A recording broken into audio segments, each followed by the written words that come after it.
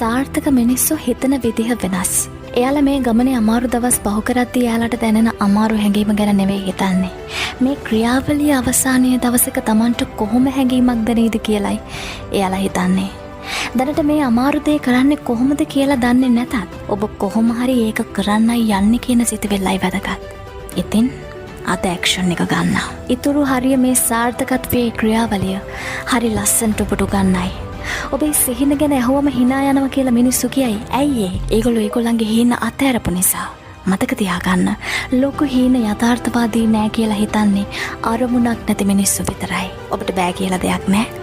දන්නවද? ලෝකේ ලොකුම සතුට තියෙන්නේ මිනිස්සු බෑ කියපු දේවල් ලස්සනට කරලා පෙන්නන්දී.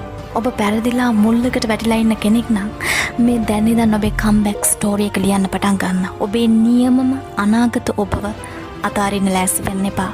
මේක ලේසි වෙයි කියලා හිතන්නත් එපා. මොකද මේක එහෙම නෑ. දෙවියනේ ස්තුතියි මට ලේසි පාරක් පෙන්නුවට කියලා කියපු එක සාර්ථක මිනිහෙක්වත් මේ ලෝකේ නෑ.